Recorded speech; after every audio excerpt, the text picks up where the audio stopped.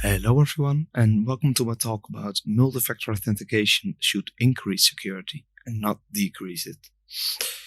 Last 2 years, I spent a lot of time on trying to hack two-factor authentications, and I noticed that a lot of times it is possible to bypass the two-factor authentication. And sometimes it even opens up a whole new security issue, which can cause big problems, and maybe even it gives the opportunity to take over millions of accounts. It should make the platform more secure and the user accounts more secure. Sometimes it can break the whole authentication system and causes a new range of problems. First, I will introduce myself. I'm Flo van der Vlist. I'm a bug bounty hunter and student. I live in the Netherlands, and I do bug bounties for around 2.5 years now. And as you can see, my Twitter handle is BugDutch. What I will talk about today are the following topics. Firstly, I will give some background information about what multi-factor authentication is and how it works. Then I will tell you about two-factor authentication that was implemented in such a way which led to critical vulnerabilities. I will also go over some two-factor authentication attack scenarios, so multiple ways which you can use to try and bypass the two-factor authentication. And in the end, I will also tell you something about what I found to be a pretty secure way of implementing two-factor authentication, which most of the time is not really possible to bypass. And I will not go into the details, but more like the idea how it can be kept simple and secure. How does multi-factor authentication work? Multi-factor authentication just means that there are more parts involved while authenticating. So as you can see on this image, for example, something you have, something you are, and something you know. And on most of the online platforms, two-factor authentication is used, and that means that two of these three factors are required in order to log in.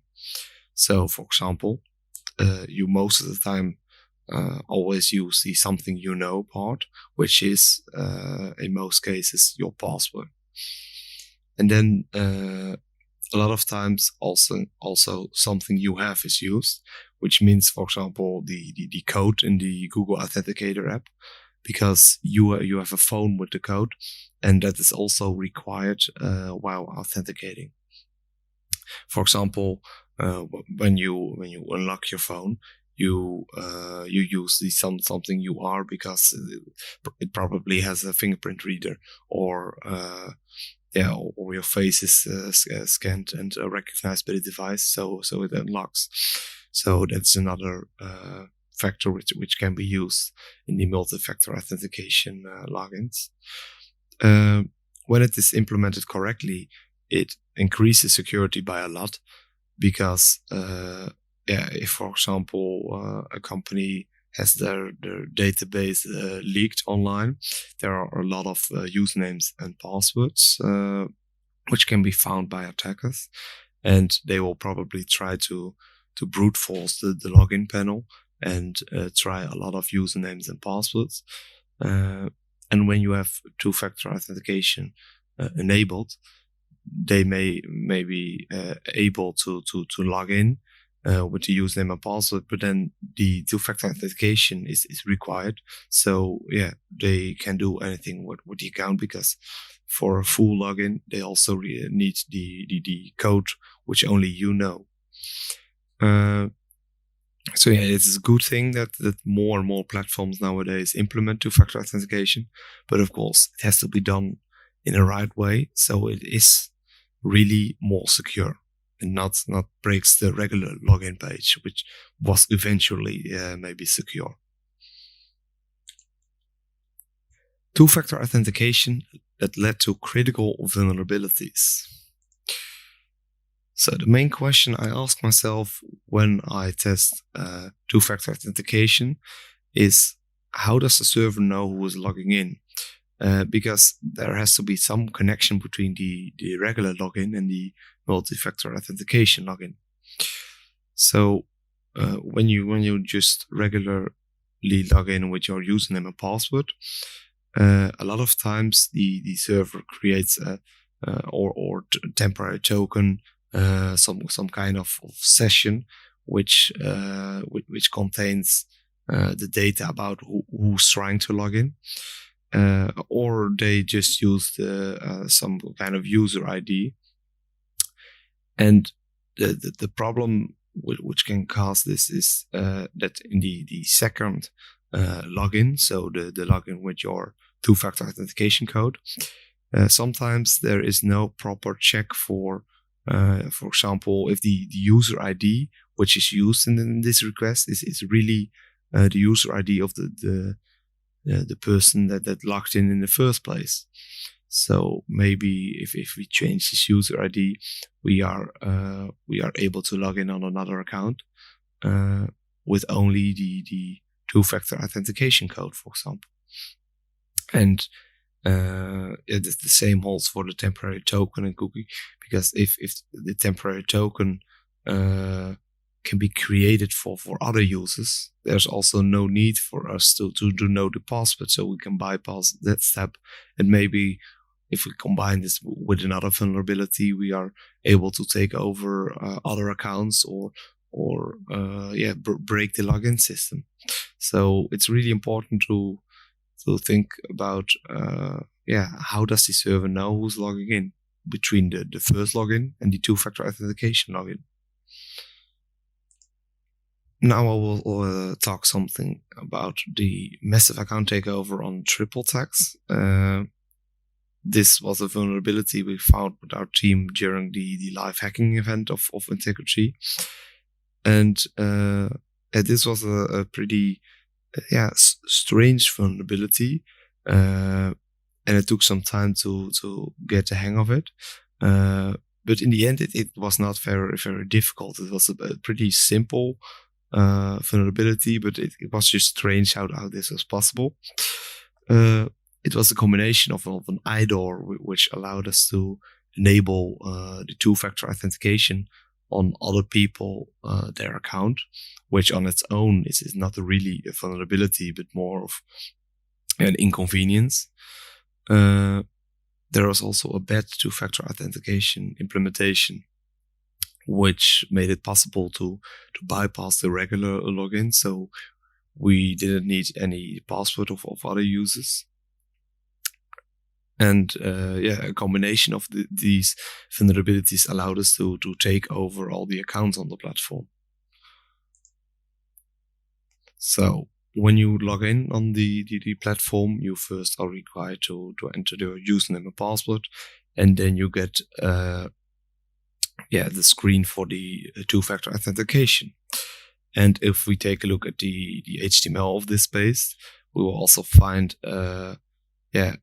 an MFA validation token, which is some kind of UUID, which is generated and is used in the request when we try to log in without two-factor authentication code.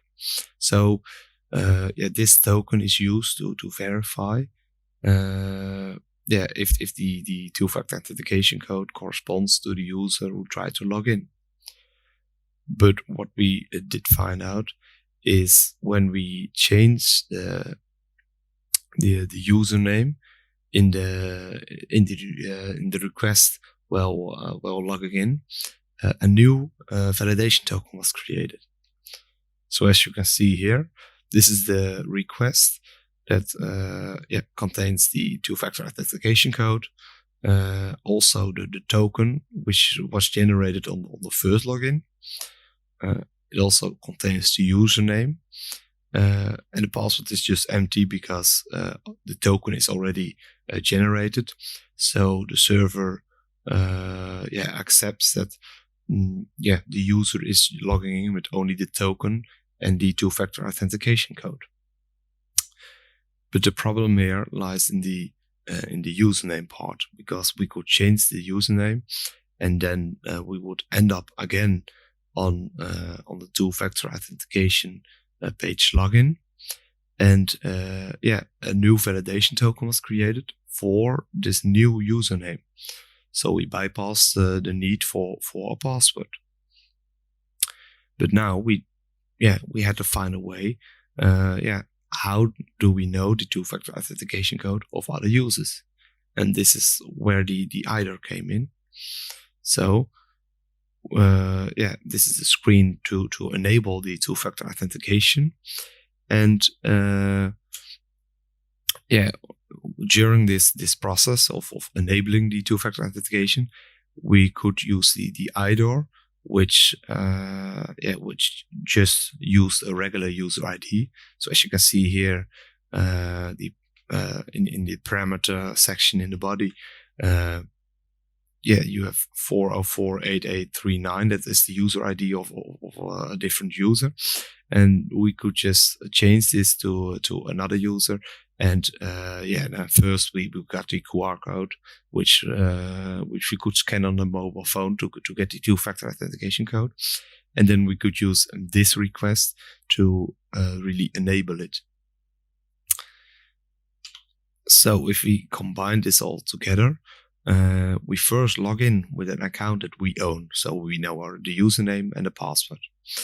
Then we would use the IDOR to enable the two-factor authentication on another account.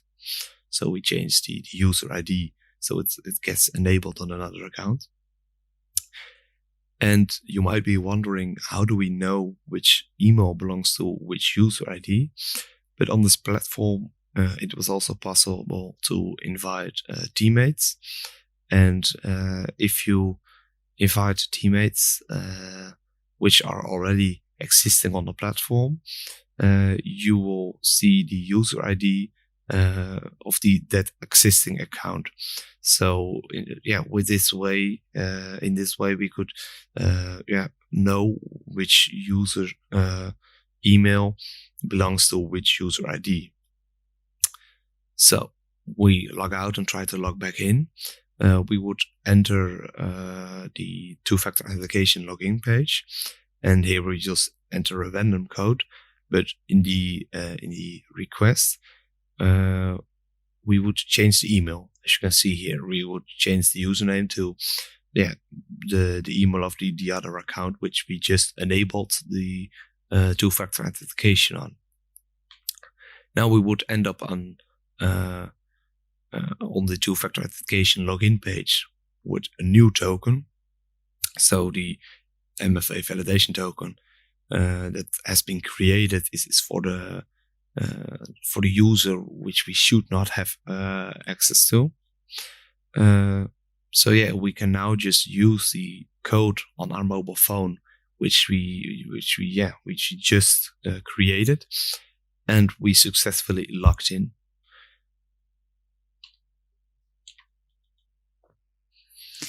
I found another critical vulnerability which allowed me to own millions of websites. This was possible because I found the vulnerability on a hosting platform with about 10 million users. So this all had to do with a badly implemented two-factor authentication. I first looked into the regular login, but I thought it was pretty secure and didn't find anything special there. But when I did take a look at the two-factor authentication login, I noticed some strange behavior, especially with the resend functionality of the two-factor authentication code, which is sent to your email. So as I said, it was possible to set up the two-factor authentication with your email address, but also with the Authenticator app. The Authenticator app, of course, refreshes the code every 30 seconds, and the email address has a code which was valid for about 10 minutes. I noticed that there was an IDOR in the resend functionality. So as you can see here, this is the two-factor authentication login screen. And at the bottom, there's a resend code button, which allows users to resend the two-factor authentication code. For this resend functionality, the following endpoint was used, which was used as a GET request. And as you can see, there are a lot of variables in this request. You also will see the Google OAuth code, and that is not important for the vulnerability because it was also possible with the regular login. But for example, there's also a state parameter, a client ID, and a CID. But I removed the Google OAuth code, and I also removed the state parameter, and it still worked. So I still got the email with the two-factor authentication code. So what I did next was just tweak a little with these two IDs. And what I noticed is that it was possible to bypass the regular login. This was possible because for the application checked the first client ID to see who is logging in. But with the second ID, I was able to choose to which user the email with the two-factor authentication code had to be sent. So I could change the CID to my own user ID, and I would receive the two-factor authentication code of the user with the client ID 32139.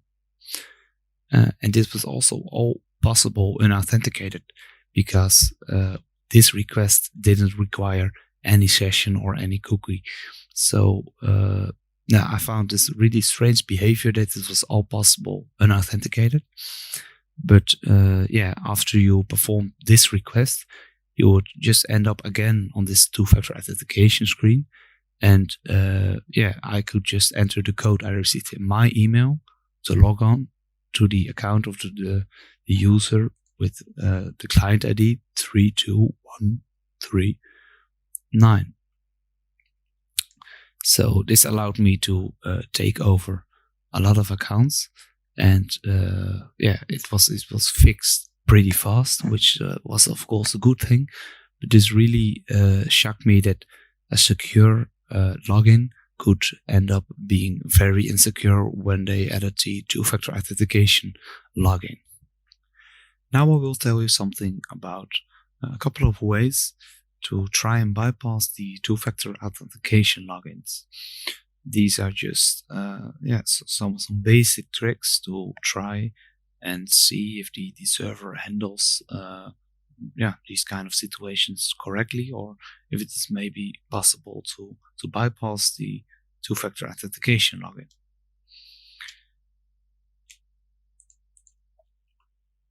So to bypass the two-factor authentication, we can of course use a well-known method, which is brute forcing the code. Nowadays a lot of platforms use the Google Authenticator implementation of the two-factor authentication login, or of course another authenticator app. But these codes rotate every 30 seconds. So in these cases, a brute force attack is not really possible because the time span is so small. But still, if, for example, you have the ability to set up two-factor authentication with your email address or with an SMS code, which is valid for 1 hour or, I don't know, but a longer time span, it might be possible to brute force this code. A lot of servers have rate limiting in place, and this will prevent brute force attacks. But there are some well-known tricks to try and bypass the rate limiting. For example, you can add a couple of headers, so the x-forward4, x-forward host, and so on and so forth. You can try to mess with these headers and see if the server allows more requests. And for example, the these headers are being changed every request. Another way to maybe bypass the two-factor authentication is just when a valid session is given after using your username and password on the first login. Sometimes it just happens that the front end asks for a two-factor authentication code, but the server already gave a valid session which you can use to perform actions on the API endpoints. This is of course a very, very bad implemented two-factor authentication. But I came across this a couple of times. So you never know. Always look out for a session that has been created. Sometimes there is a session created, but it has just limited permissions. And I will explain you what I mean with this. For example, I came across a platform once which used this request to set up the two-factor authentication. As you can see, the endpoint contains /login/classic login, and then setup 1. So it is step 1 of the setup. But the first part of the endpoint, login/classic login, was the exact same endpoint that was used on the regular login page. So I found this pretty strange.